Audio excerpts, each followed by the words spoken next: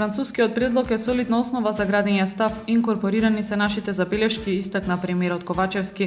Историските прашања нема да се дел од преговарачката рамка, истакна Маречич.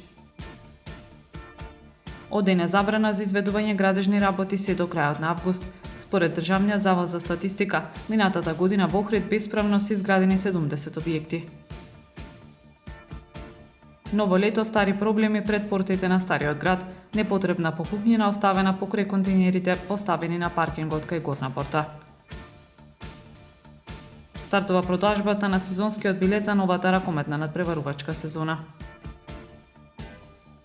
Времето утре сончево и топло со температура од 17 до 31 степен. Следевте една минута вести на Охрид Нјуз.